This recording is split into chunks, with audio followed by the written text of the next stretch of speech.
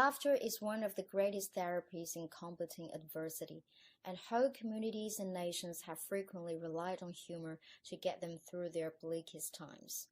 On August 13, 1961, the barbed wire was rolled out of Berlin to create the Berlin Wall.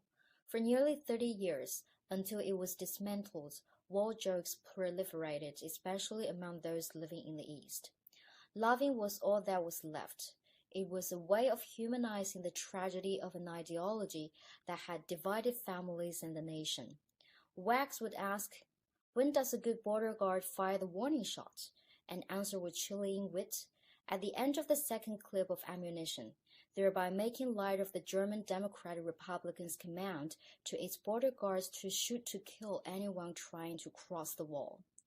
Jokes about those who rule you, and sometimes those who tyrannize you, are a form of folklore that has existed in societies as seemingly different as communist in Eastern Europe, Tsarist Russia, modern Egypt, 12th century Persia, and modern-day Iran. Humor can also be wonderfully subversive. It can protect self-respect and identity.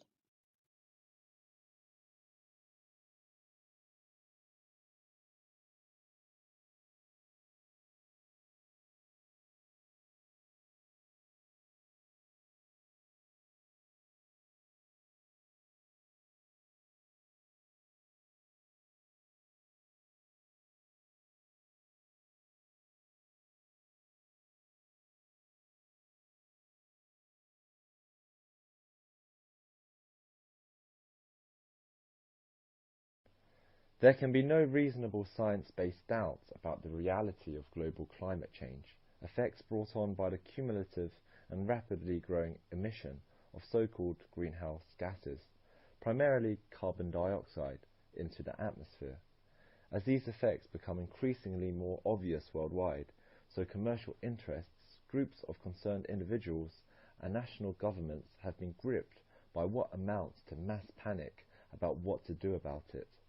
To many, Paul Ehrlich's Malthusian population bomb of 1968 appears about to explode in the world's face in an indirect version of his millenarian vision of population growth, which outpaces agricultural production capacity, with predictably catastrophic results for humanity. And his three-part crisis scenario does indeed seem now to be present: a rapid rate of change, a limit of some sort, and delays in perceiving that limit. Ehrlich's work was roundly criticized at that time, and later from many quarters, and much of what he predicted did not come about. Nevertheless, can a world afford to take the risk that the climate scientists have got it wrong? Is it not in everyone's interests to apply the precautionary principle in attempting to avoid the worst of their predictions, now rather than at some future time? As the chairman of the Intergovernmental Panel on Climate Change, Mr. Rahendra Pukuri, has pointed out, 11 of the warmest years since instrumental records began have occurred in the past 12 years, while major precipitation changes are taking place on a global scale.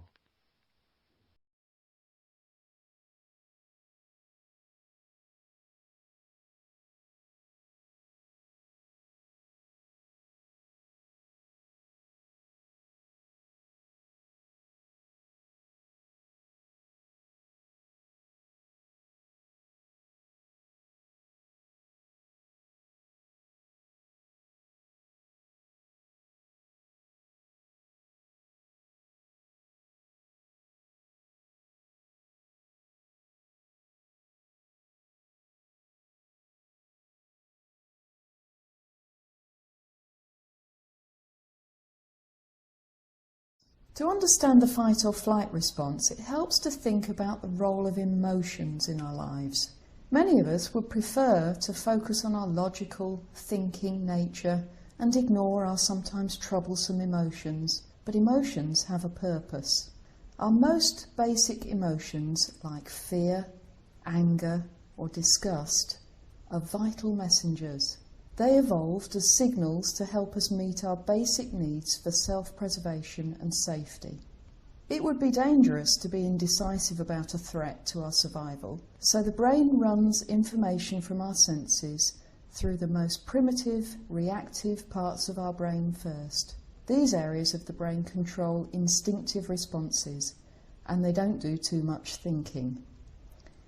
This most primitive part of our brain communicates with the rest of our brain and our body to create signals we can't ignore easily. Powerful emotions and symptoms.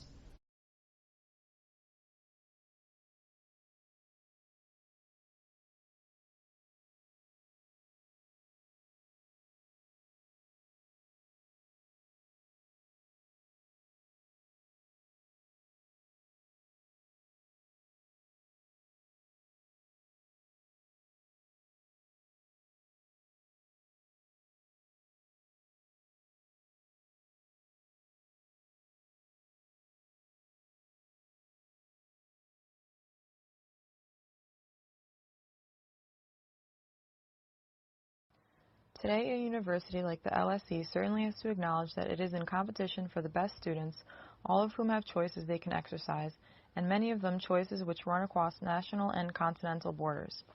We are in competition, too, for staff.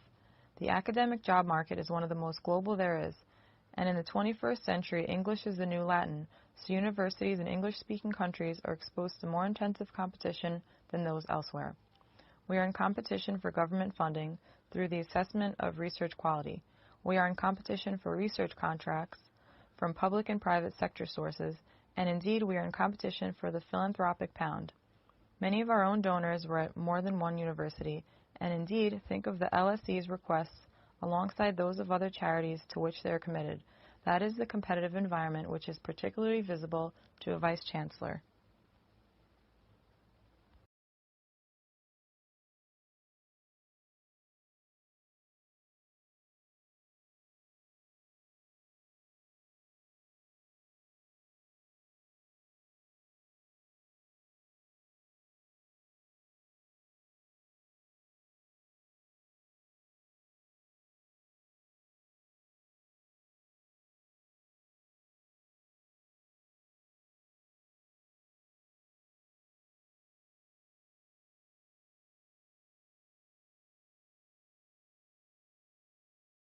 Within most developed countries, notions of pragmatism, notions of the fact that we have democracies, have succeeded in tempering the market economy.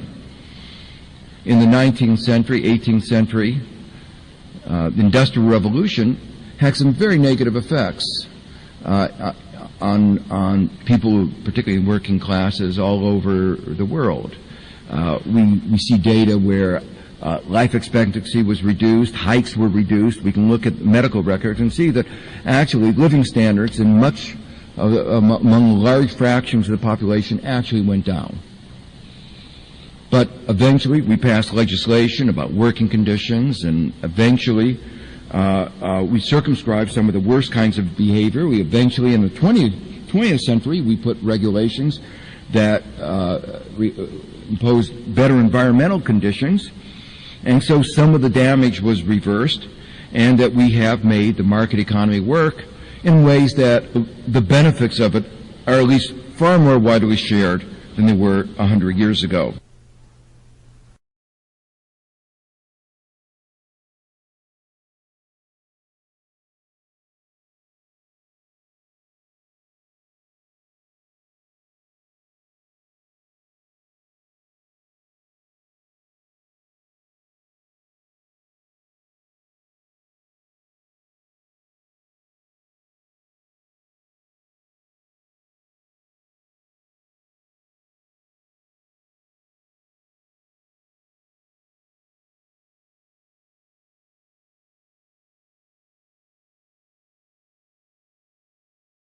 In my view, it's impossible not to talk about wildlife and not think about its role in livelihoods. And I guess part of that is my own view, part of the research that I do in Africa.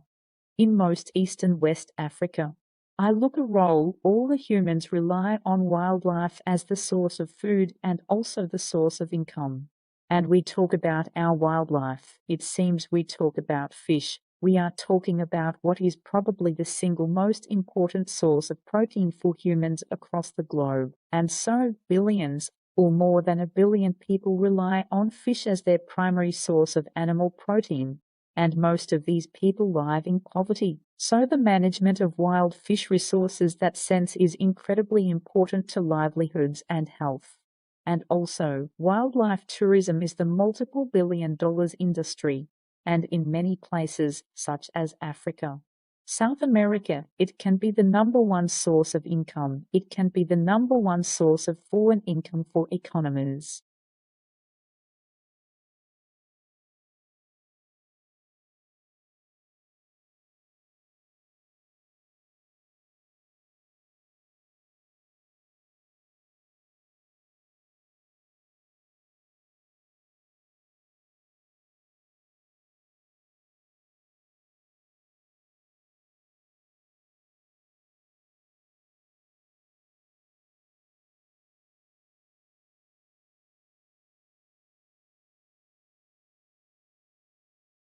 But you can see from the relatively crooked and narrow streets of the city of Rome as they look from above today, you can see that, again, the city grew in a fairly ad hoc way, as I mentioned. It wasn't planned all at once. It just grew up over time, beginning in the 8th century BC.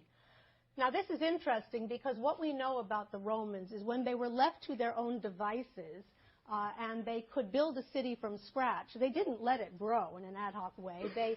They structured it in a very methodical way that was basically based on military strategy, military planning. The Romans, they couldn't have conquered the world without obviously having a masterful military enterprise, and they everywhere they went on their various campaigns, their various military campaigns, they would build camps, and those camps were always laid out in a very geometric plan along a grid, usually square or rectangular. So when we begin to see the Romans building their ideal Roman city, they turn to that so-called castrum, or military camp design.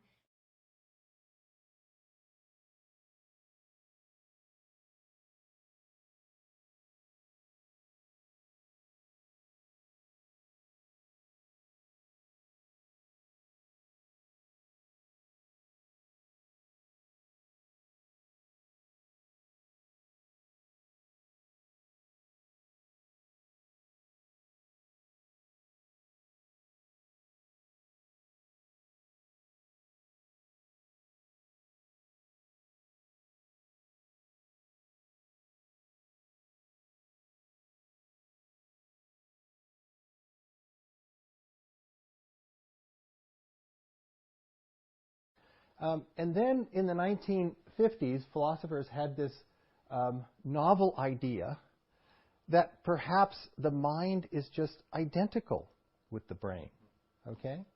And this hadn't occurred to philosophers before. And it so happened that it happened around the same time that the first departments of neuroscience started forming, like at MIT and Stanford and so forth. But basically, there were a couple of philosophers, both educated here at Oxford, Place and Smart, and they made the claim that the mind just is the brain. So that is the identity theory. And with identity, identity in logic is the strongest relation. When you have identity between A and B, you don't have two things, you have one thing, all right? So now whenever you talk about mental events, you're talking about brain events. Whenever you're talking about brain events, you're talking about mental events, okay? So that's the identity theory.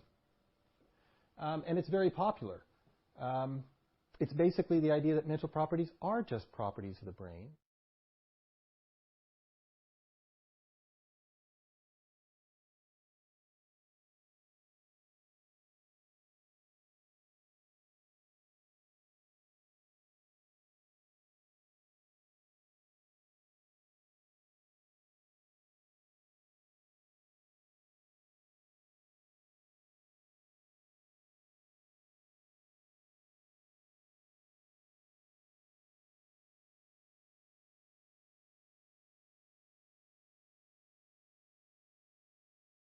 One of the things that was going on during the Great Depression was the beginning of the sort of modern food technology that rules, the way Americans eat today. That is, there are a lot of canned foods were coming onto the market at the time, and also refrigerators were really becoming very, very popular during the Great Depression, both in cities and in rural parts of the country, thanks to electrification, the Rural Electrification Administration. People could buy appliances, farmers could buy appliances, and that meant frozen foods were becoming big. At that time, few people could afford to buy them during the early years of the Great Depression, but, gradually these things picked up. And so this was like the sort of beginning of the era when people were starting to think about supermarkets with rows and rows of freezer cases and rows of canned foods.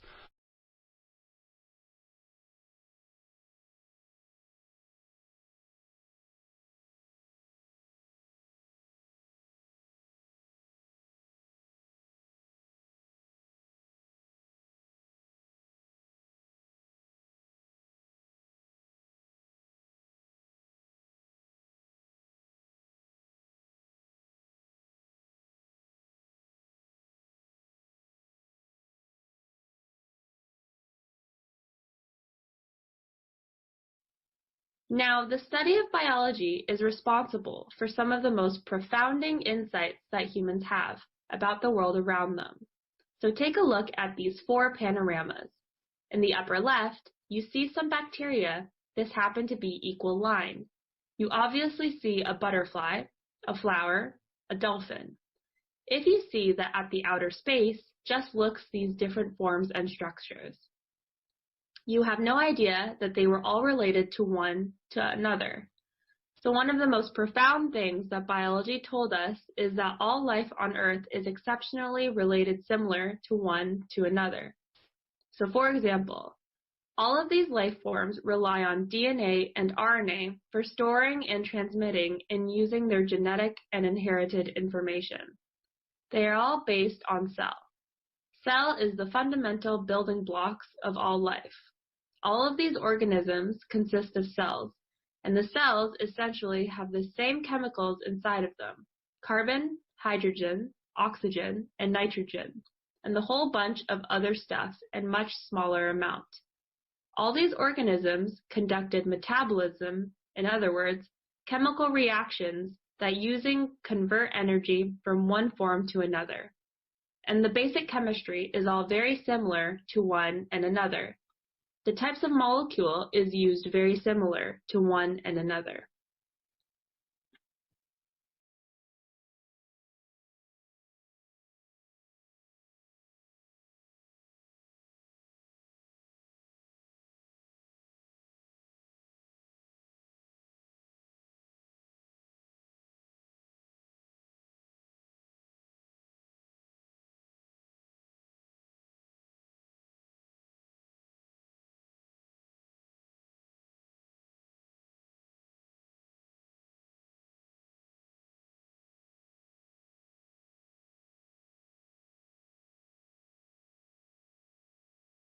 Well, a historical linguist compares languages at several levels.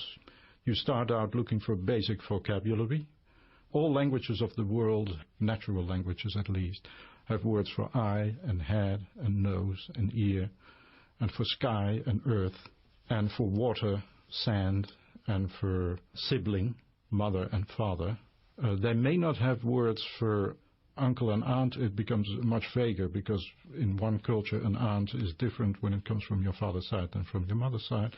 You don't include snow. Most people know what snow is, but in the tropics you don't have it. So you look for notions that are totally comparable and that occur everywhere in the world.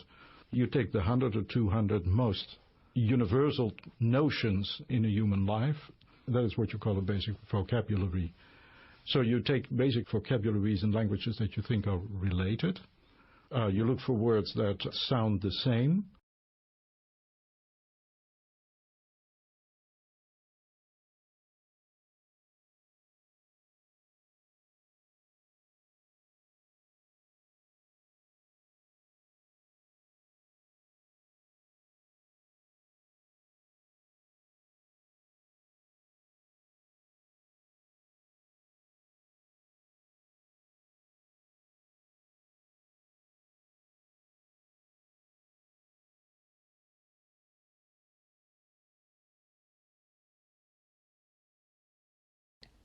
Vitamin D version 2.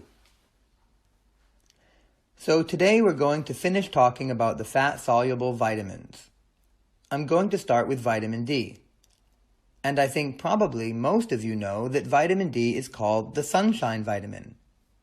And it's called that because there's absolutely no dietary need for vitamin D if you get adequate sunshine. And the real important word there is it, because it turns out that in climates which aren't near the equator, there's a big question as to whether or not using these you get adequate sunshine. And that's important because foods are not naturally abundant in vitamin D. And that's why milk is fortified, but the fortification may not be enough. So again, just exposure to sunlight is adequate, no need for vitamin D. So vitamin D really isn't the vitamin, it's a pro-hormone when human beings evolve. We evolved in tropical climates and ran around naked. There was plenty of skin exposure to sunlight, and so there was no dietary need for vitamin D. As humans migrated away from that tropical regions, they actually created a need for vitamin D in food because sunlight was inadequate, particularly during the winter.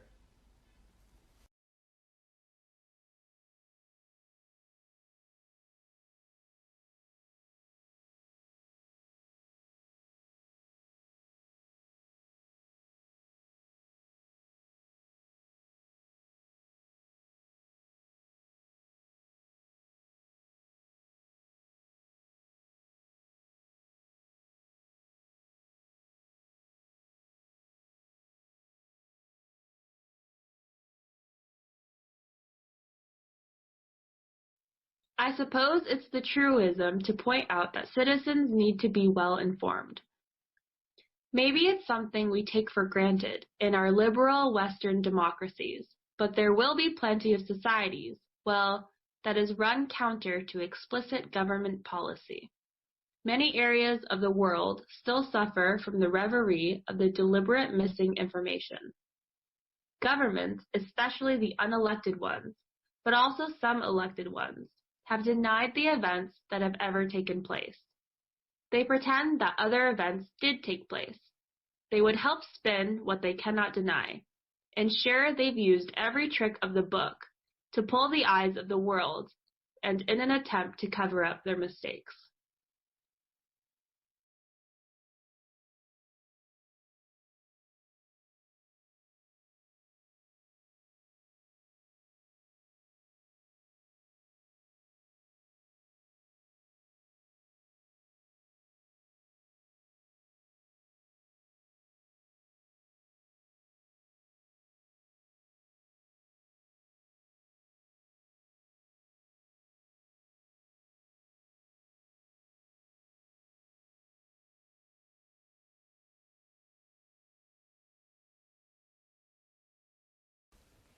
For thousands of years, philosophers and astronomers, and thinkers of all sorts, have imagined that the universe, the space around us, was rather like this floor in front of us.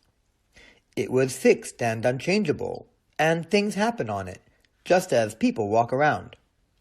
So the stars, the comets, and the planets, and the other heavenly bodies moved around and traced down their parts on this completely unchanging stage of space. In the 20th century, as the result of Einstein's work, that view of the universe was completely transformed. We began to understand that there was no absolutely fixed stage of space at all on which all celestial notions were played out. But in some sense, on the larger scale in the universe, the space itself was in this state of a continuous dynamic change. That was a prediction made by Einstein. However, Einstein was not the first person to propose the theory, and the theory was proposed by an astronomer called Hubble in the 1920s.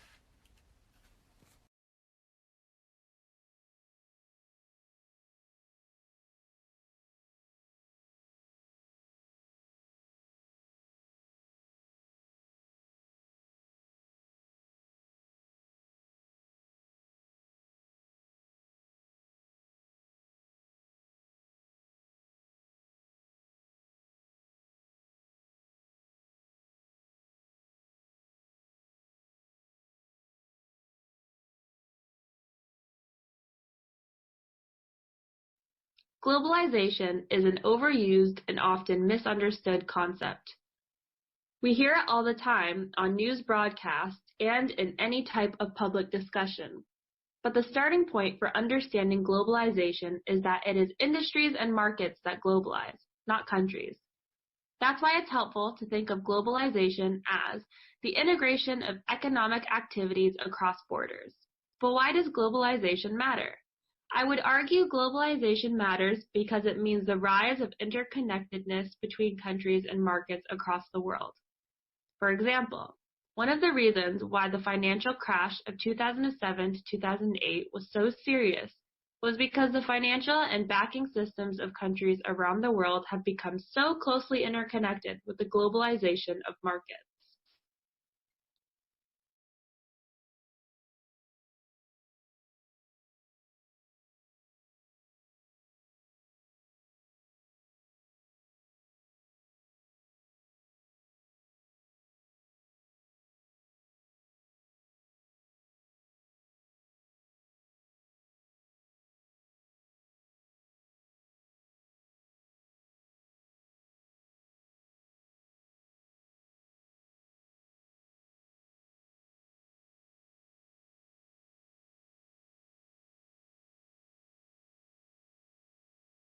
About the importance of tea, one of the three most favourite drinks in England, in which the others are chocolate and coffee.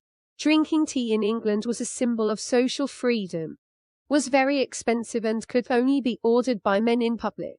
Men had tea in coffee houses, making trades and chatting business, while women could only drink tea in private places or wait for their husbands to bring tea back home.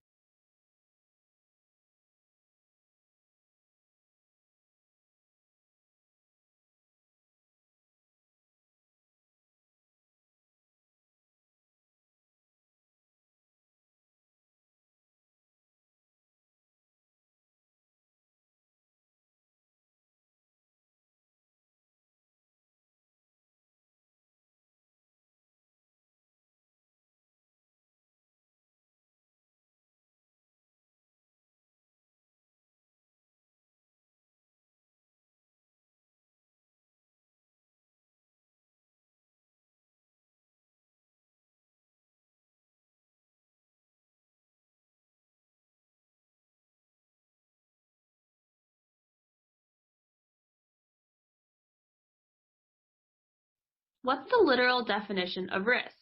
Business schools use risk analysis. So what do you mean by risk? And we need a dictionary. When you look at dictionary, this is literal definition of risk. What it says is, the definition, for example, the possibility of injury, a dangerous element or factor, chance of, degree or possibility of such loss, and so on. So risk has two parts, as you look at the literal definition of risk. One part is the consequence of some kind of particular danger, hazard loss, and the other is about the probability of it, chance and consequence, okay? And then at least just as English language concerns, when you look up the word of safe and safety, what you'll earn as, it's a little bit of a loop, a little circular argument that free from harm or risks, secure from danger, harm or loss, the condition of being safe, and so on for all. And why we take out of it. At least when we talk about safe, at least in English language, we are talking absolute something is safe, or it sounds safe.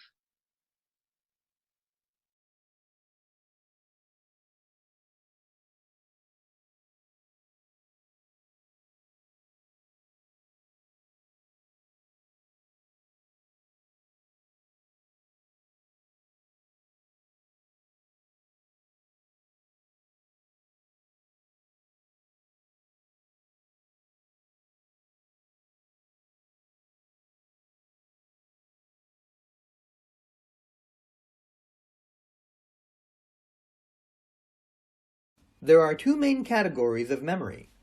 Implicit memory, which is also called procedural memory, cannot be consciously recalled. It is an experimental or functional form of memory, informed by cultural and social background. With implicit memory, behaviors are automatic. We recall implicit memories naturally so we are not aware when we are using them. Examples of implicit memory include using languages naturally, driving automatically, reading and writing. When people try to consciously describe how to drive, they may misrepresent how they actually drive. What we often describe as bad memory is explicit memory. Explicit memory is also known as episodic memory, which is totally different from implicit memory. It's more about time and space, and is often related to personal life experiences. Some examples of explicit memory include remembering birthdays from many years ago, or answering multiple choice questions in a test.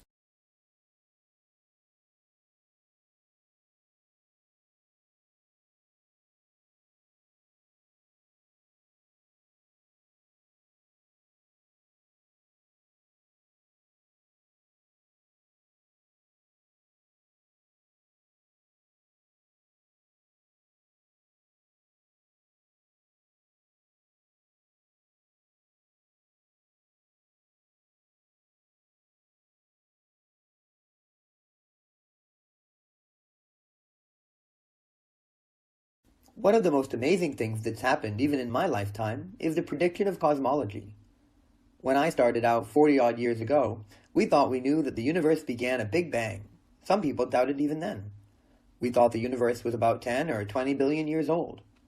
But now, for really very sound scientific reasons, we can say that the universe did start it in a Big Bang, and it's 13.8 billion years old. So it's not 14, it's not 13, because a decimal point in there, and that's a stunning achievement to know that. And we also know that the laws of physics that apply to tiny particles inside atoms also explains what happened in the Big Bang. You can't have one without the other. A very neat example of this is that when you apply nuclear physics, that kind of physics to understand how stars work, you find out that the oldest star in the universe is about 13 billion years old. So their universe is just a little bit older than the stars.